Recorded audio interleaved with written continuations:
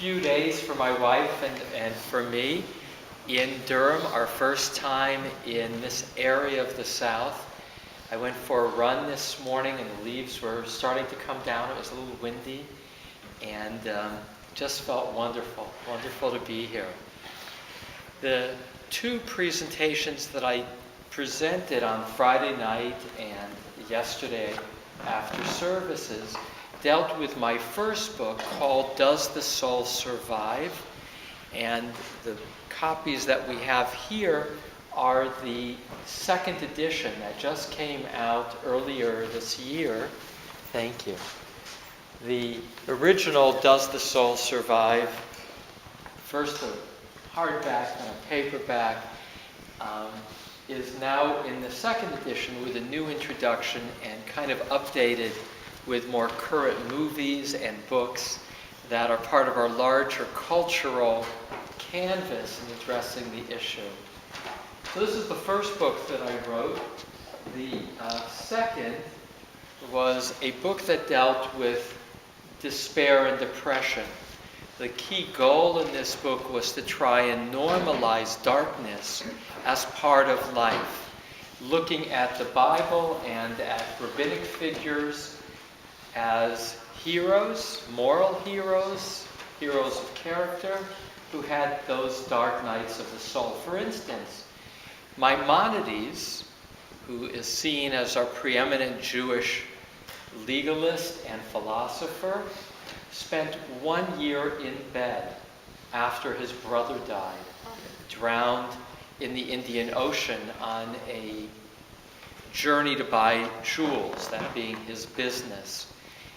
And Maimonides would get out of bed after that 1 year, knowing he now had to shoulder the responsibilities for not only supporting his brother's family and his own family, because his younger brother had been his patron. And that provided that moment of his shift from scholar to physician. So this book deals with the opportunity. In Hebrew, the word for crisis, mashber, whose root is shavur, that which is broken, is also used, the word mashber, for a birthing stool. And that women, to give birth, would rely on gravity, but they used to have these stones that were broken to support themselves, and that was called also a mashber. So a theme in the book is that from our moments of brokenness, from our crises, is the opportunity for new beginnings, for renewal and birth. And the book that I'm going to be talking about today is this book, which is a long time in coming, Increasing Wholeness. It came out in April of this year. And what it includes is these little QR codes throughout the book. There are 30 YouTubes that are integrated into the text. That's because the goal of this book is to create the opportunity for experiences, for exercises, a lot of them being guided meditation. And I'll do a guided meditation this morning with us. It also exists as an electronic book on Amazon. The advantage to that is when you come to one of the QR codes, rather than needing to use your smartphone or to go to YouTube and just plug in my name, Elie Spitz, and you'll get the 30 YouTubes. But on an electronic book, it's only a click away. The key message of this book is that our own wisdom, the lens with which we see the world, which is wisdom, is largely a product of our own experiences, our interpretation of our experiences. The image that I use is that of making a cup of tea. I like drinking tea. So I'm glad you had some Earl Grey for me to dip this morning. To have a cup of tea, licking the tea leaves is not particularly satisfying. On a page of Sidur or of Chumash is dried ink on the page. It's like the dried tea leaves. For prayer to be meaningful, for the study of Torah to be meaningful, we have to bring ourselves to the experience. That's the hot liquid we pour on the tea leaves. And we need to have a quality of focused attention. That's the vessel. And then time, patience. Inspiration, ideas need to percolate in order to become that source of uplift.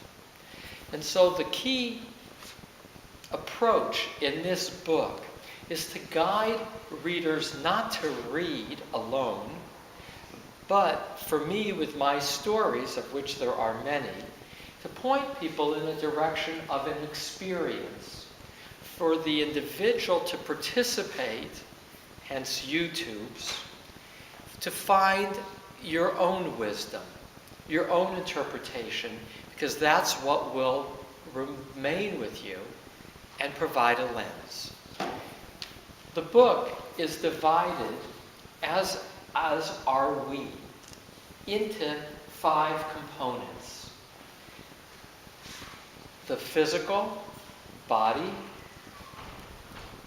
heart, mind, spirit, and then action, hand.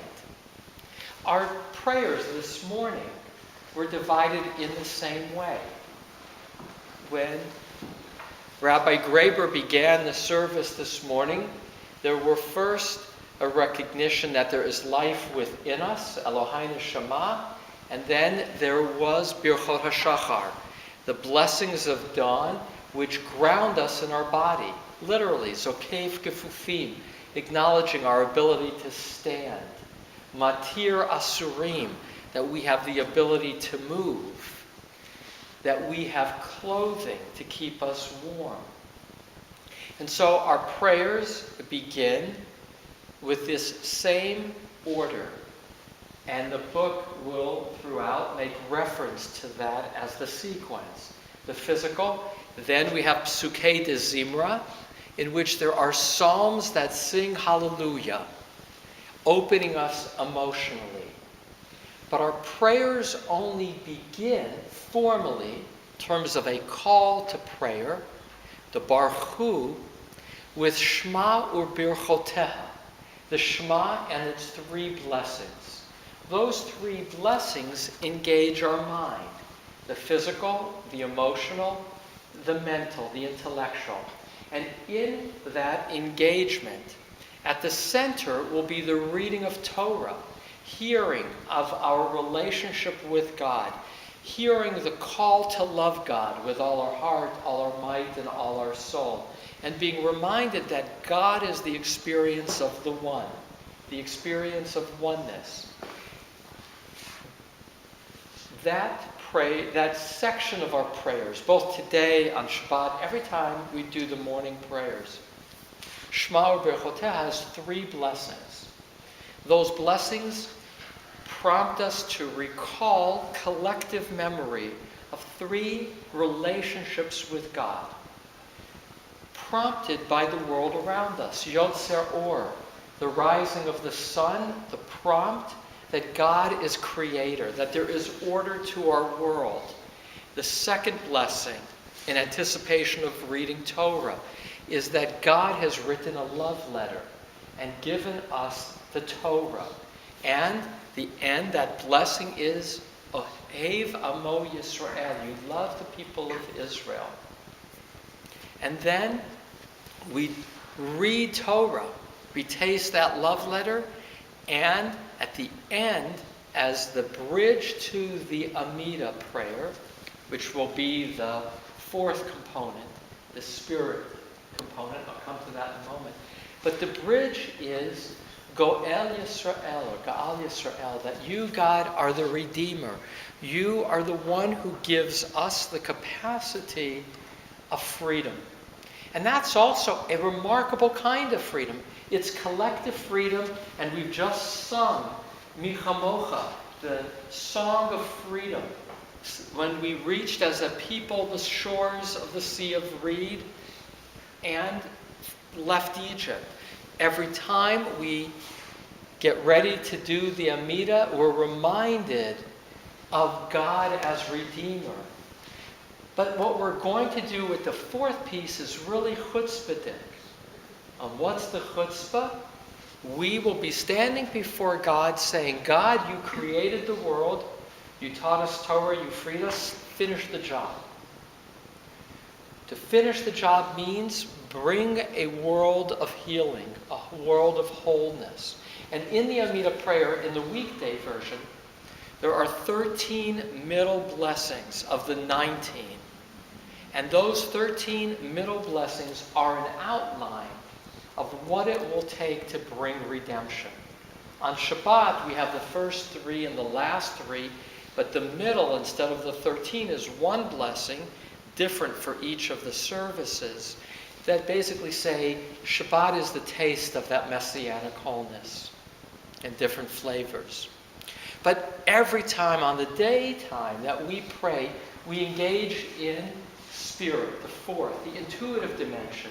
The dimension that says there's a part of us that somehow recognizes and experiences the source of consciousness, and we look to draw from that consciousness our own empowerment, but more, in the Amidah itself, to challenge God, and therefore to challenge ourselves individually and as a community to complete redemption. But that leads to the fifth dimension, and that's the hand. We are God's hand, we are God's feet, we are God's pocket, and it is what we do collectively that helps bring that healing. And so, in our daily prayers, we move and recount and become aware of this multifaceted nature of what it means to be human and what it means to live life in relation to the source of wholeness. And so the theme of the book is the making of tea. The idea that you can have the words on the page. The Siddur is open before us. But for it to become transformative requires using all those dimensions and requires bringing ourselves to the experience. I am a meditator, and I am someone who's had the privilege to study guided imagery. 2 wonderful teachers. The first I met, actually the first time I ever encountered guided meditation was by inviting Reb Zalman Schachter Shalomi to a Rabbinical Assembly Convention at the Concord many years ago. And he said to me, I'll come to present. I wanted to normalize Reb Zalman, who was a great teacher in the Jewish community. He died a year and a half ago in Boulder, Colorado. He was somebody who was survivor of the Holocaust, having come from Vienna to these shores in the 40s from France, and wound up at Chabad, in the Lubavitch Yeshiva, where he got his smicha. And in fact, he was the first sent by, not the last Rebbe, the 7th Rebbe, but by his father-in-law, the Friedeker Rebbe, with Reb Shlomo Karlbach as the first Chabad Shluchim to a college campus. They were sent to Brandeis in about 1950, soon after Brandeis had opened. And there were these 2 guys with payas, and Brandeis felt they were too religious for their student body, and they asked them after a few months to keep moving. Reb Shlomo Karlbach, of course, had become famous for song and his spirit of storytelling, and Reb Zalman would become an important thinker, calling himself a hyphenated Jew and creating the Jewish renewal movement.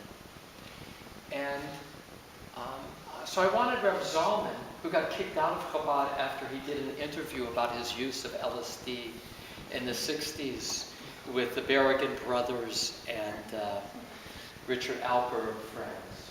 So Reb Zalman said, I'll only come if I can bring my wife, and I want her to be able to present too. I said, well, what does she do? He says, well, she does guided meditation, guided imagery. So I said, okay, it's fine with me. And she was the first, Eve Ilsen, who exposed me to this technique of engaging imagination by taking people on little journeys as a window into our inner life. A little bit later, there was a Chabad Rebbitzin in my area who said, do you have any cancer patients that I could work with? I said, well, what do you want to do with them? She says, well, I'm training in guided meditation with this woman in Laguna Beach, which is in my area. And I said, well, I don't think I have anybody to share with you at this point, but tell me about the woman in Laguna Beach. She says, well, I learned about her through an LA Times article. There was an AIDS clinic in Laguna Beach, and the LA Times went to the clinic and said, we'd like to do an article about this clinic. This is now 20 years ago, so AIDS was still unsolvable and taboo. We'd like to do an article, who's your most interesting volunteer? We'll do it through that interview with your volunteer. So they said, well, we can't pick one volunteer as our most interesting. They said, okay, who's your oldest volunteer? And he said, well, there's this woman who's 86 years old, Mariel Fuller, who is our oldest volunteer. So the LA Times did a piece on her. She was a remarkable story because she had no college education. She was a French-Canadian. She was 86, so women weren't going to college. Remember, this is 20 years ago, so women weren't going to college some 20 years ago. But she was an avid reader, and she was a French reader as well as English. So she read books by a man named Robert de Soie, who was the first to write about the therapeutic use of guided meditation after World War II in Paris. And she went to the UCLA Medical Center and began, as a volunteer, began to work with psychiatric patients.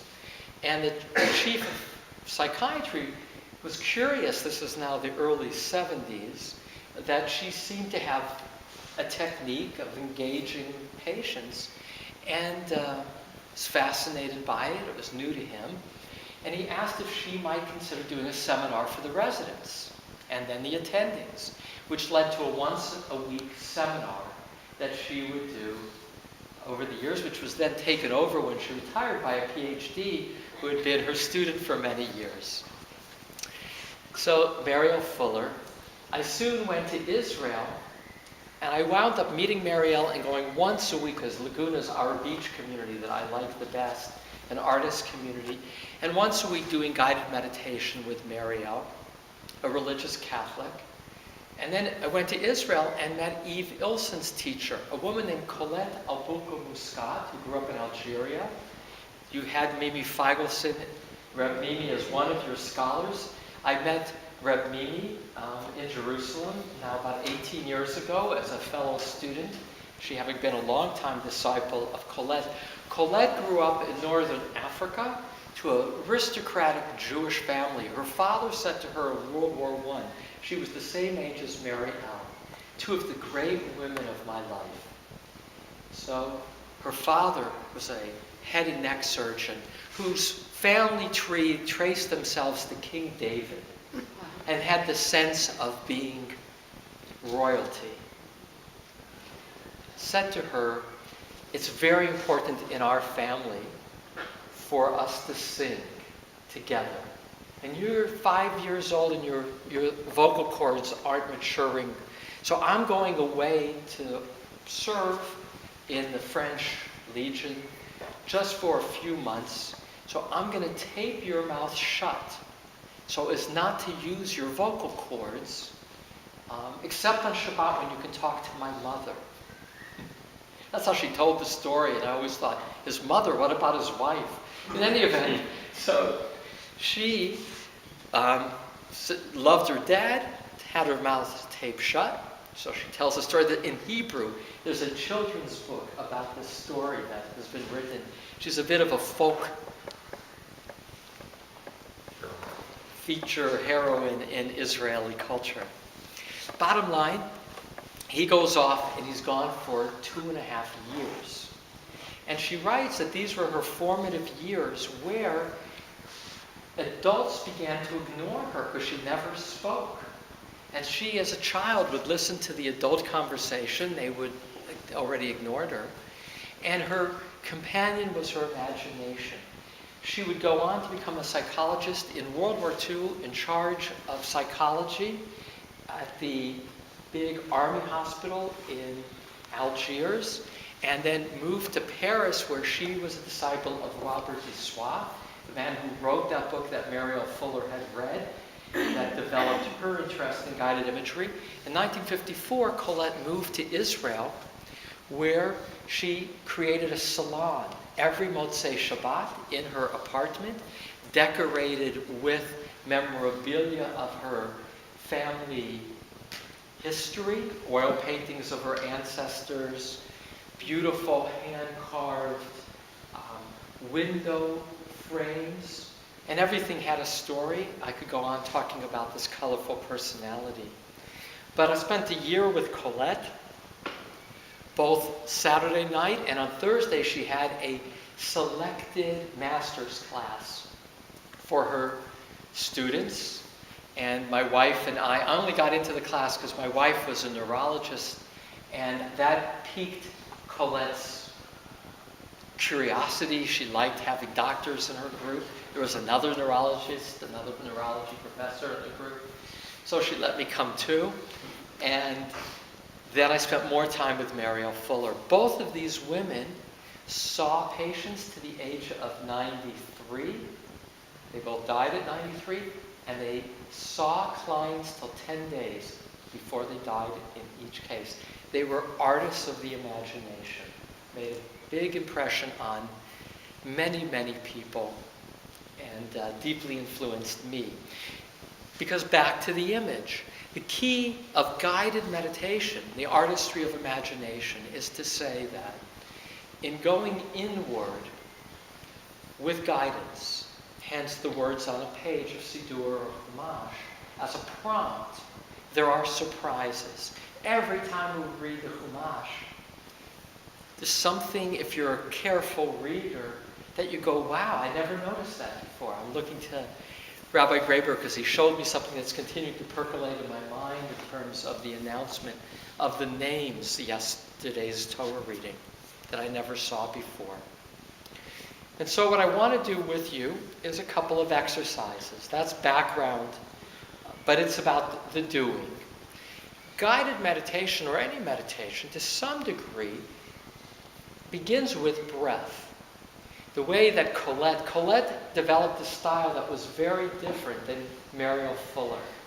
I'll say a word about that. Mariel Fuller, I always thought because of her Catholic background, but used archetypical figures as guides. For Colette, it was unmediated. She spoke with a French accent and always sat with every hair in place and very elegantly dressed, like a queen. And the key word for her was shock. It had to be a shock. It had to be a surprise. Her meditations were very quick as an image. Mariel Fuller had a different style, which was a journey. And you'd encounter guides. Maybe dispositionally, I'm more Mariel Fuller identified. Though I use techniques of both. But in both cases, it begins with breath. Every Colette imagery would begin, breathe out. You are standing in front of, da, da, da. So, an exercise in breath to begin. I'm going to have you stand. I don't know if any of you have done this exercise. This is an exercise to remind you of the link between breath, emotion, and mind. Because all of it is interconnected. Actually, first saw this demonstrated at a conference for salespeople.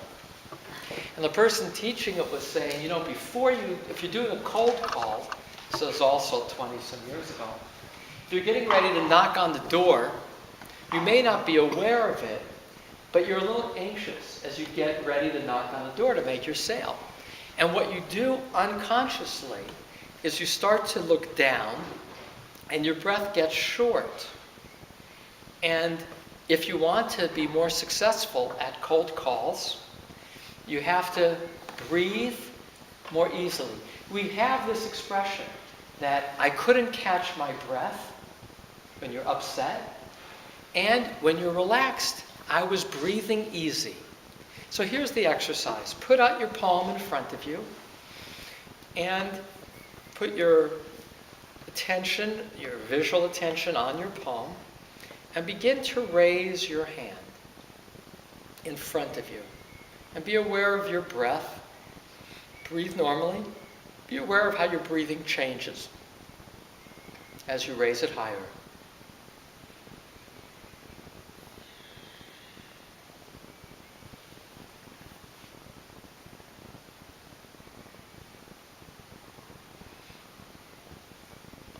Okay.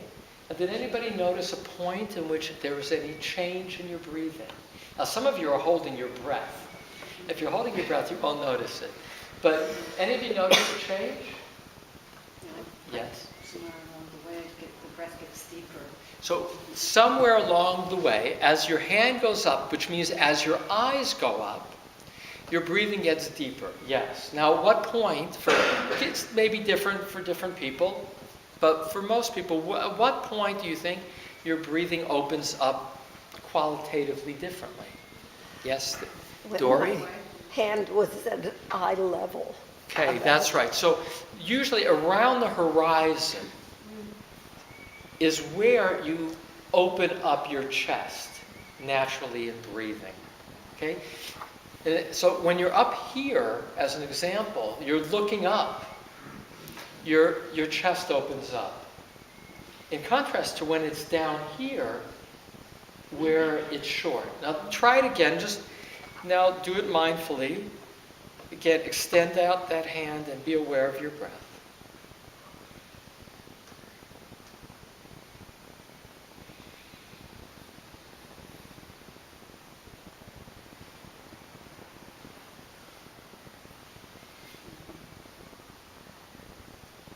Keep doing it steadily. Raise that hand steadily. Okay.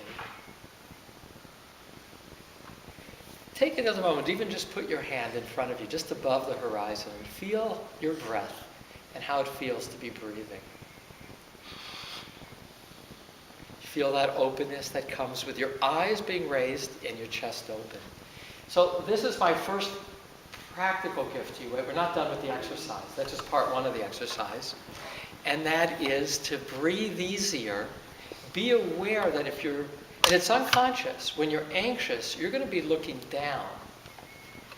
And it's going to shorten your breath. And if you want to relax, bring your eyes up and your chest and know that you're open in a different way. Now here's part two. Put on your palm, put your palm back down. And again, do it smoothly, as you raise it, not fast, but steadily. Put on your palm a negative image, somebody who's making you anxious or a problem that you have to solve. Put it on your palm, an image, a picture that evokes that anxiety.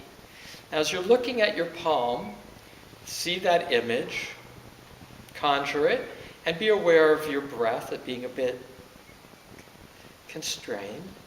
And now, this time, as you raise your hand, keep that image on your palm and see what happens with the image as you raise your hand higher. Go ahead.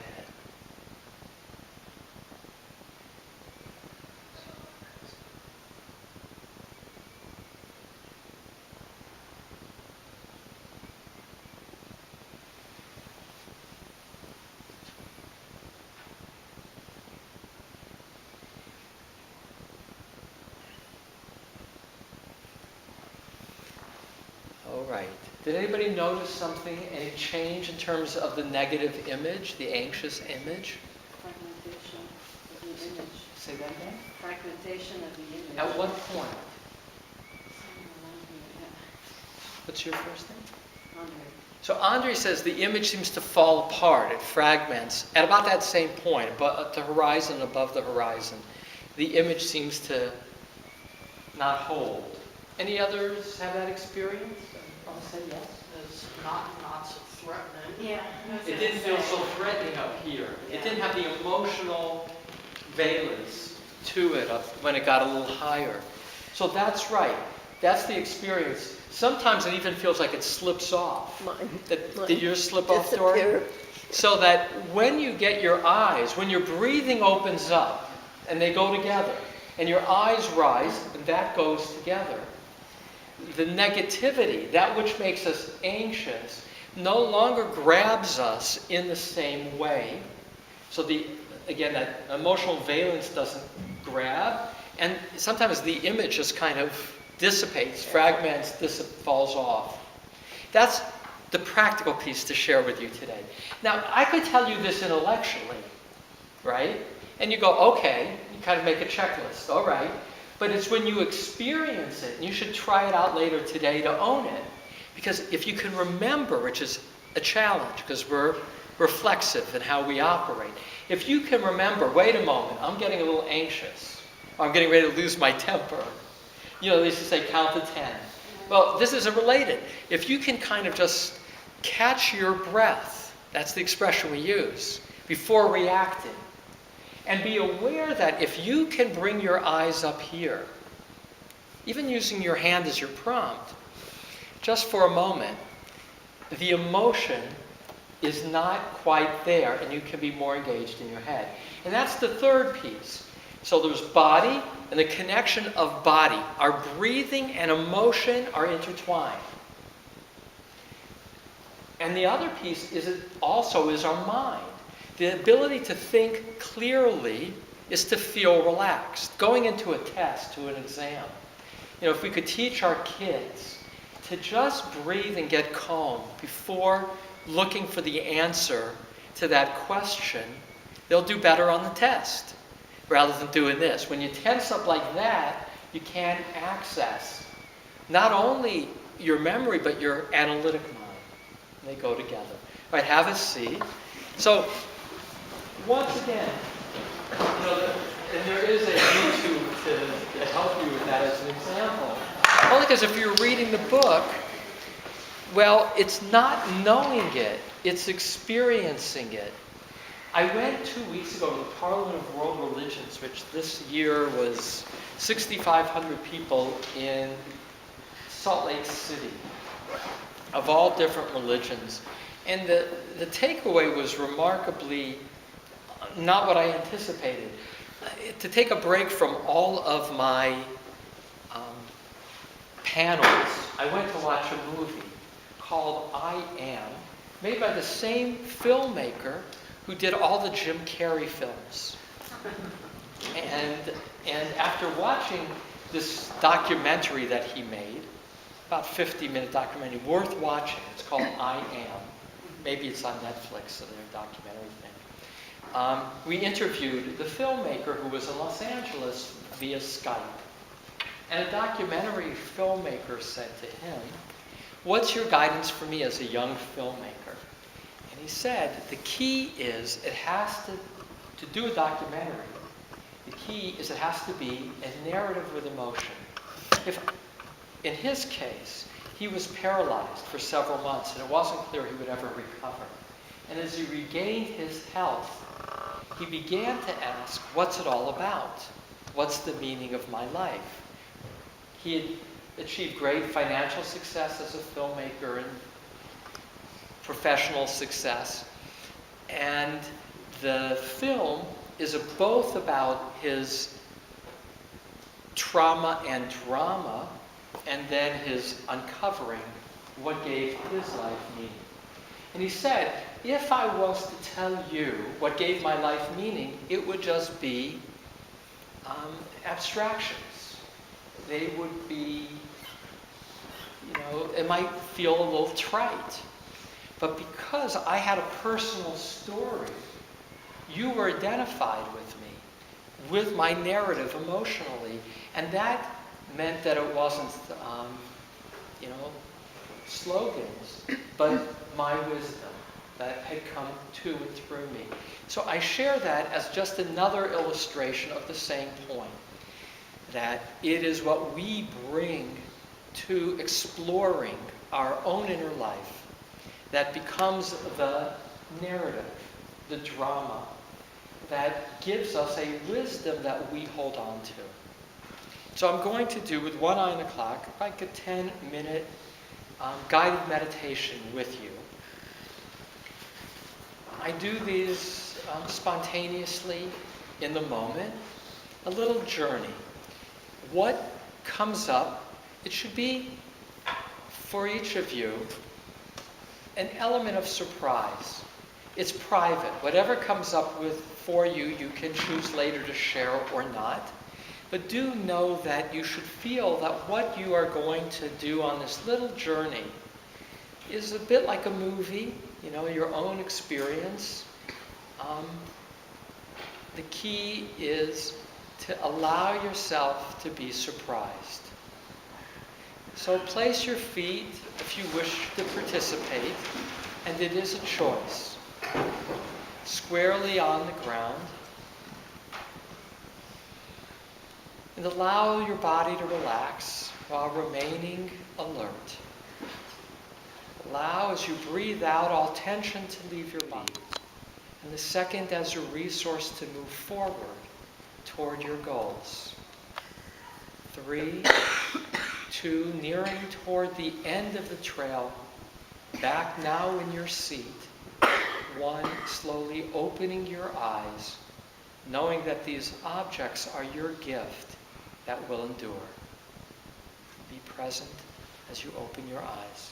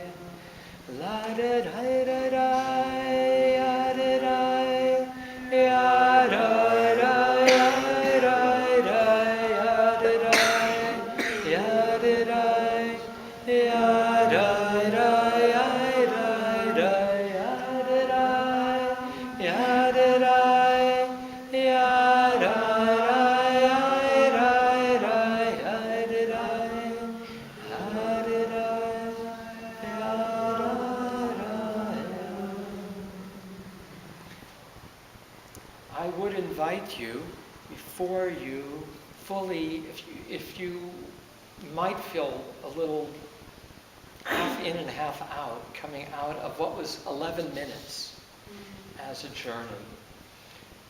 You may want to share with a chavruta, with a partner, your experience before you leave the sanctuary as a way to hold on to the experience. It's what we articulate that is externalized that we then own in a different quality of way.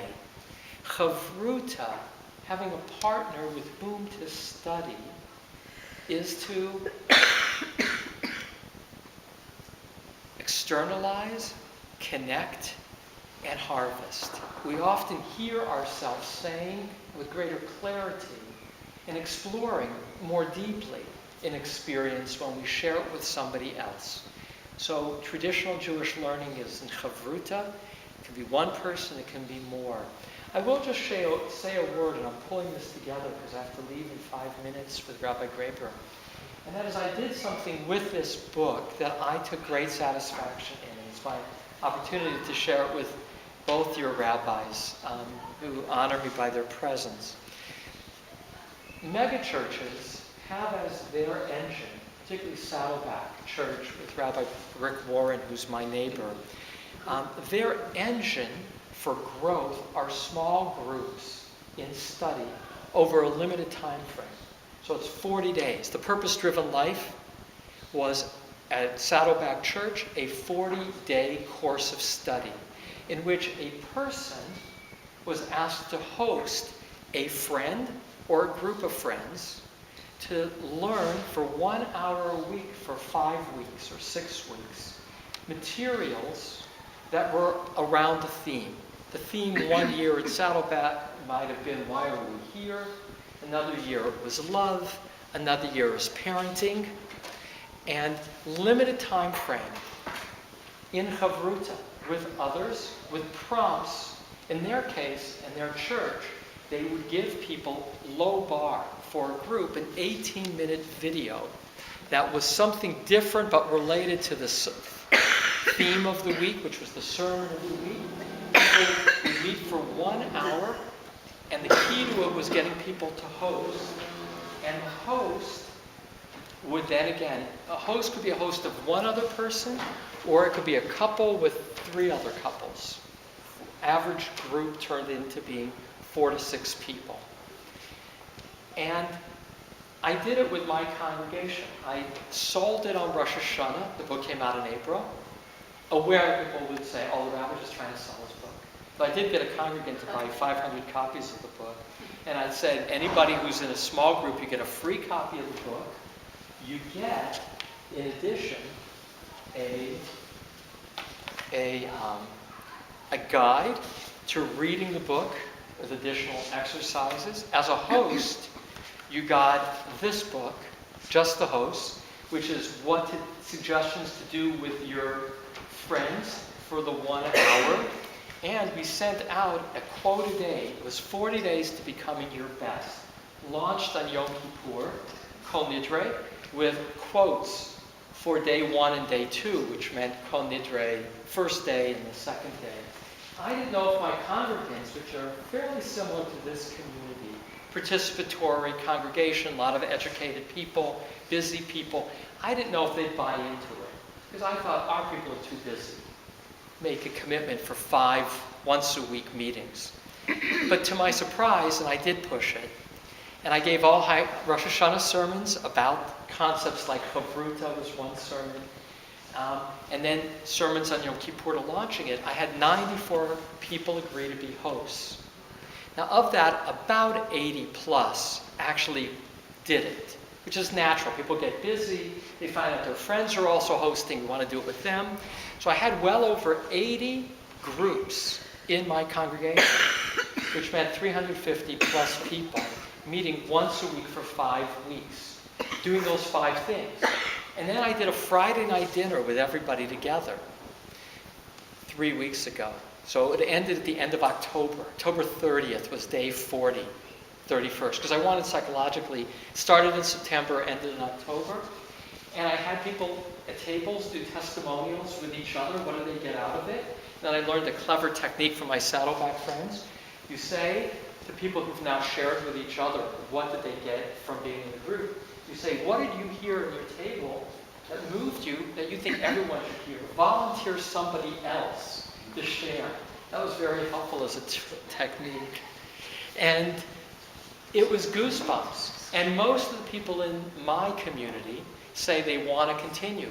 So tonight, I'm not making it, I was invited to a small group of past presidents who got together. I got most of my board to buy in anticipation of high holidays.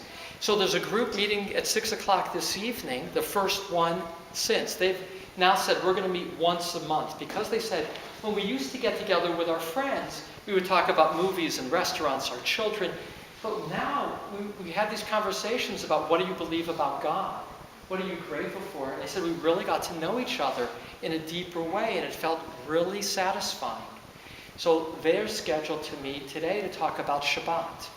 And I gave them from Adam Greenwald's new book, On One Foot, a chapter, kind of a exercise book. And again, these are all very busy professionals who are not Shabbos regulars in terms of this particular group, who are going to be at 6 o'clock spending an hour talking about how does Shabbat apply to their lives. So of all the things I've done as a rabbi, turning this book into small groups was successful and deeply satisfying to me. The idea of an annual campaign of community study, limited time frame and intense, because that's how groups coalesce. In contrast to the chavarot, which conservative synagogues do, which are more social, once a month, you don't get that sense of the intensity to connect and become a group that learning together, b'chavruta, enabled people to do. So I do invite you to spend time with me through the YouTubes. We did 2 exercises. The guided meditation we did today, I've never done before. It comes out of running in the leaves today and feeling the beauty and gratitude. It's about spontaneity in large part. The exercises are to key off your own spontaneity, self-discovery, being more present, more aware of these 5 dimensions, each distinctive and each intertwined, that enable us to be more present, more whole. Thank you.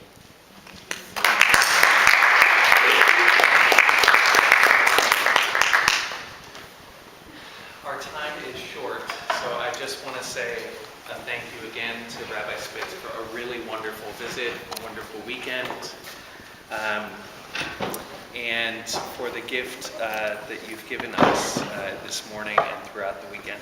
We will love to find another time to have you come and teach us and be part of our community. So thank you very much. There are books available. I'm Jared. We have limited numbers, so we may sell out, but again, the books are available on the counter outside. They're $20 each.